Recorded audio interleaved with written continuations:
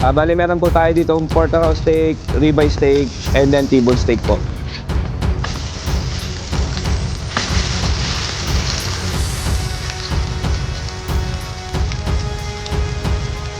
Ako po si Warren Lugod po, isang OFW. Ngayon po yung nakipagsapalaran dito po sa Timog na owner po ng Chef Warren Apple Smoke Ranch po. Bali meron po tayo ng chicken biryani,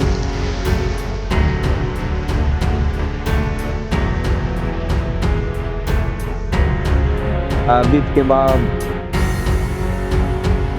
chicken masala, beef masala, cheese samosa, chicken samosa. Panoorin nyo po ang kwento ng aming kainan dito po sa Tikim TV YouTube. At ito po ang aming kwento.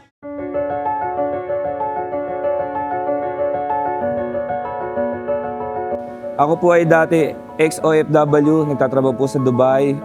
Nagtrabaho po na iba't ibang restaurant po doon. From the line cook, naging humawak ng mga restaurant. So ang pinakahuling trabaho ko po doon, yung nag-serve po ako sa royal family po ng Qatar po, kay Sheikh Abdul Al Thani.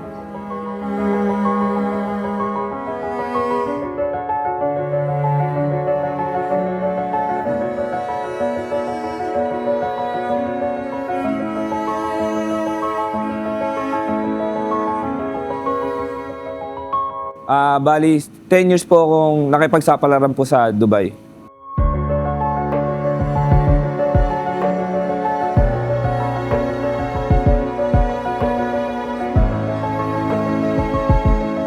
Bali po kasi nakakapagod din po sa ibang bansa kaya nag-try po ako magnegosyo dito.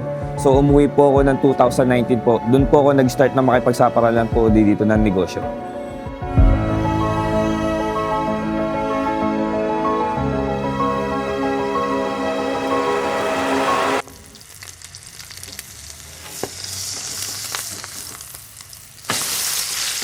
Bago po ako magkaroon ng ganitong pwesto, nagsimula lang po ako sa maliit kainan po.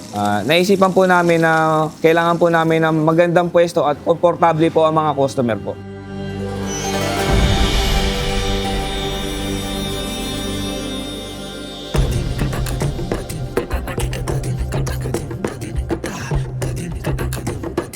Kaya po ito yung naisip ko na gawing negosyo para po patikim sa mga customer po dito sa Pilipinas kung ano yung authentic na pagkain from Dubai po.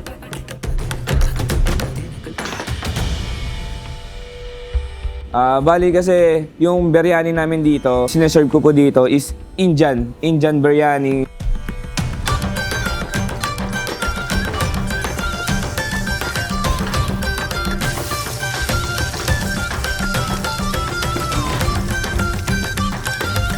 So yung mga spices, actually uwi ko pa siya galing Dubai.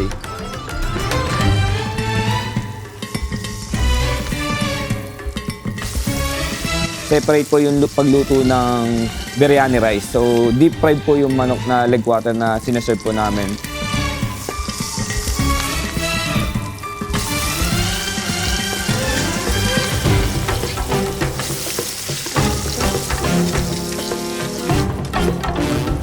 Yung sa rice po naman, bali ang pagluto po namin, taga-process po. So from pakulo na parang pasta, saka namin ginigisa siya sa maraming kamatis, sibuyas, ginger, garlic. So more on spices po.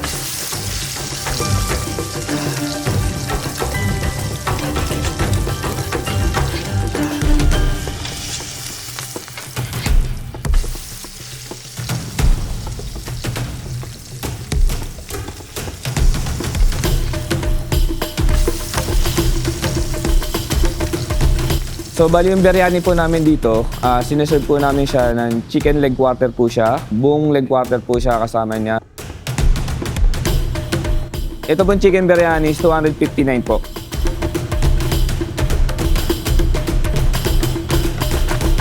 Meron po siyang kasamang sauce na ginagawa namin na ginger garlic sauce po.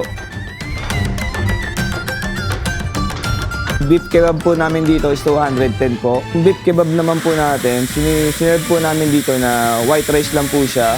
Then yung beef kebab po natin, paano ginawa is ground beef po siya na may halong fats. So marami doon po siyang spices, cilantro, cinnamon.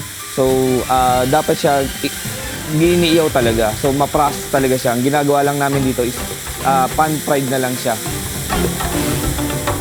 Sineserve po namin siya ng white rice and then meron po siyang sauce po na ginger garlic sauce po.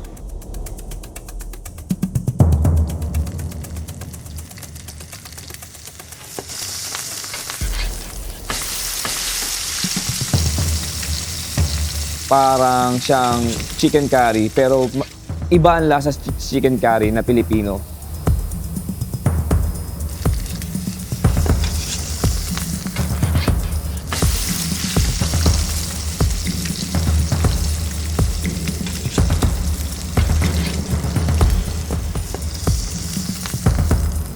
Chicken masala po is 259 po.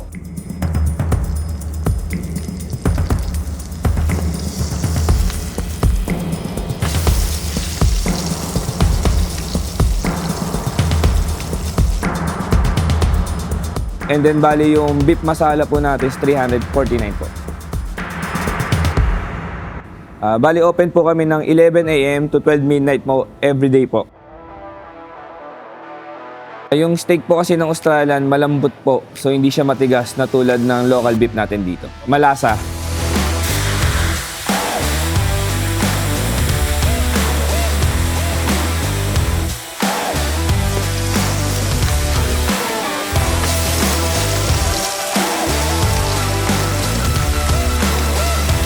Yung steak po natin, pag a la carte po, meron po tayong, yung porterhouse po is 389 po. May kasama na po ng mashed potato and then corn po ng side. Same po sa ribeye. Yung ribeye po natin dito is 380 grams. USD ribeye siya is 709 po. Bagay siya with gravy po.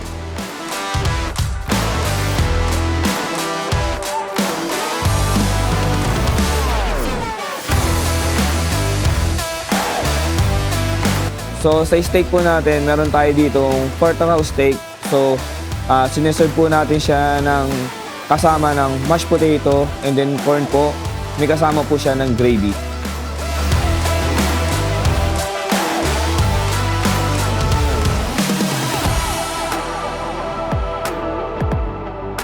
Yung chicken samosa naman po natin dito, so nakarap din po siya na parang panada din siya. So ano siya ng curry. Ground chicken, potato, green peas, nakabalot po siya doon.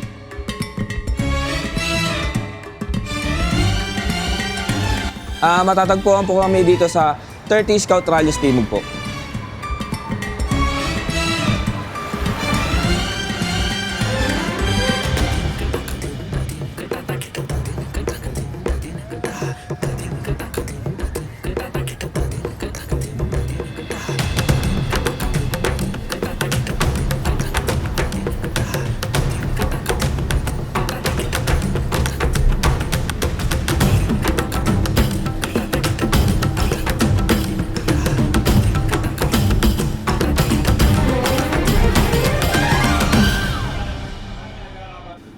Ang mga customer po namin dito, actually, mga nagtatrabaho sa bangko. So, yung family po, ayan, number one po ang mga namin dito.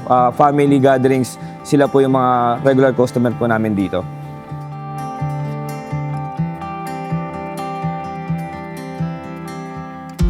Guys, andito ako sa Chef Warren Up and Smoke Lounge. Ang address po nito ay number 30, Scout Rallies, Timog, Quezon City. Nagsasarapang pagkain. Pakilala ko sa inyo ang beef kebab. Ito ay 210 pesos. Bali, ang mga comment po ng mga customer po namin, sinasabi nila sulit po, mura po, affordable po kasi talaga ang mga pagkain namin dito.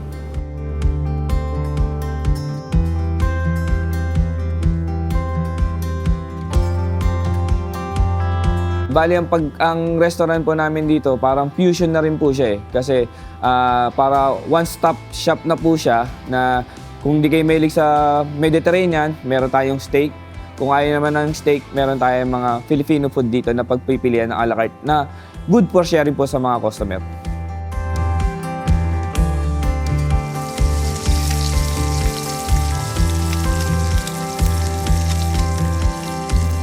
Dahil po sa mga experience ko po, so gusto ko pong i-share po dito kung ano po talaga yung mga pagkain nasa ibang bansa na gusto ko patry sa kanila.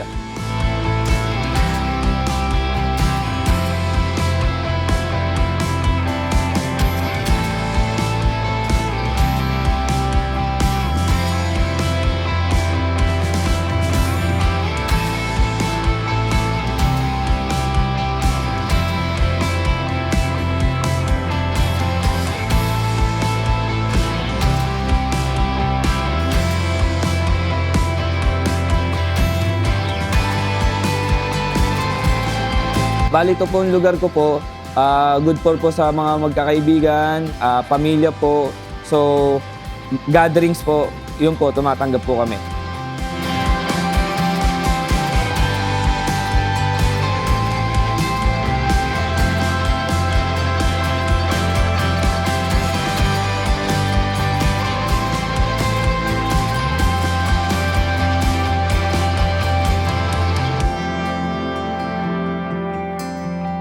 Pag nagnegosyo po pala, kailangan nyo ng tibay ng loob, kailangan nyo ilabanan lahat ng stress. So, kailangan nyo pong lahat ng pagsubok, kayanin nyo lang po.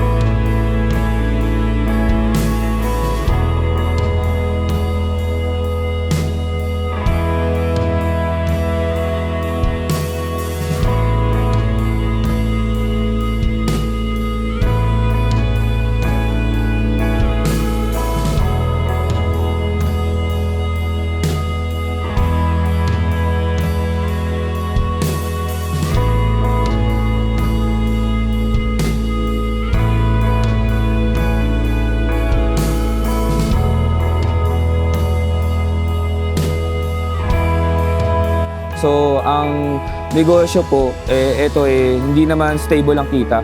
So, minsan wala, minsan meron. So, hindi kailangan lagi nyo antayin na meron lagi na customer. Except nyo na yung may time na mahina.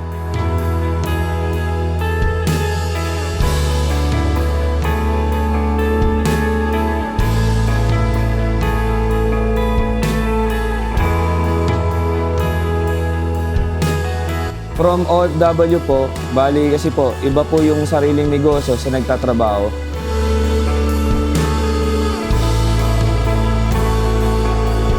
Ang mapapayo ko lang po, ganito pag nagnegosyo kayo, kailangan lang po nakapokus kayo.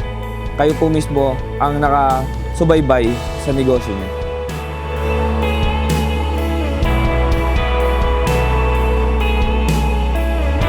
Pag nasa abroad kayo, galingan mo na, nando ka na.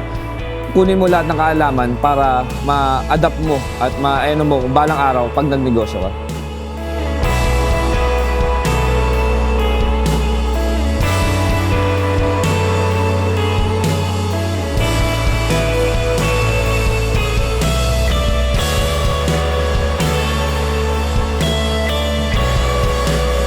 Ang pinagkaibahan naman po ng OFW at may negosyo ka ay sa OFW po, pag nakangamuhan ka, yung sweldo mo ito lang, dito ka lang naka-bracket.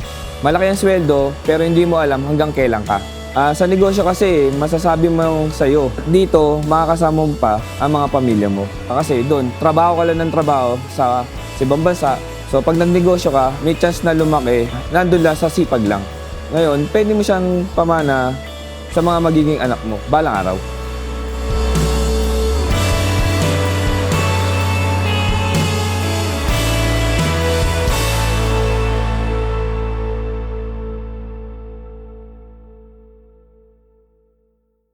Kung gusto niyo po makatikman po ng mga biryani na authentic po, puntahan niyo lang po kami dito sa sa Timog po, sa 30 Scout Rallios, Quezon City. Meron po kami FB page po, Chef Warren Up and Smoke Lunch po.